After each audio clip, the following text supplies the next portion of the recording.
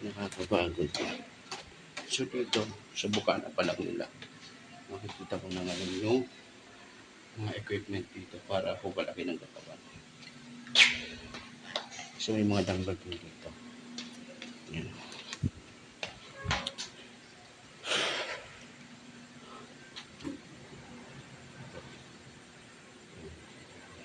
Mga kapansin, hindi pa tayo dito pwedeng ang mga gumagamit lang ito yung mga sumasali sa bodybuilding competition. So, yung sa atin pampareduce lang. Ito. So, kung gagamit ka nito, kukuha ka lang ng mga pabigat ilalagay gamitin mo. Lahat ng gamit dito, pag nagamit mo, susoli mo sa maayos. Dito kanilang treadmill. Ayan. Treadmill nila. Actually, may bayad din yan kasi hindi kuryente din yan. Unlike ito, hindi mga di kuryente. Ayan. Ito, hindi ko pa na-try ito. Kasi yung mga sitting. Ay, sir. Anong oras ka nagsasara dito?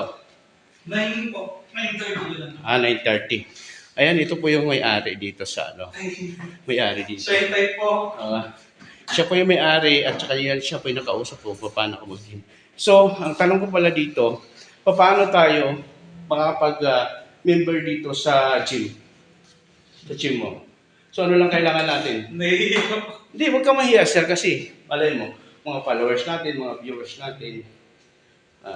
So sa compare di ang per session, magkano yung ating 70 po. 70 pesos. Then, mayroon tayong promo, yung 250. Opo. Weekly po, 250. Monthly, 800. Monthly, 800. Yun. So, yun lang po ang presyoan dito. Pero kung makikita ninyo guys, ang ganda ng kanilang mga machine. Ang ganda ng kanilang mga gamit, no? So, ako nga kanina, first try ko pa lang kaso pinagpawisan ako. Talagang sold talaga ako sa galing din ako sa taas. Ayan. So, saan po ito matatagpuan, sir? Itong ating gym na to?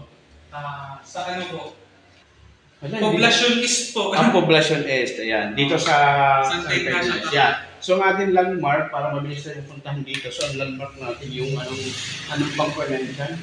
Signa Bank. Signa Bank. Bali, yun lang ang ano natin, Signa Bank. Then, kung galing kang Kamiling, mag-right ka lang sa may Signa Bank kanto. No? So, makikita mo na agad. Ang pangalan ng ano nito? Nasha Fitness Gym. Nasha Fitness Gym. Ayan.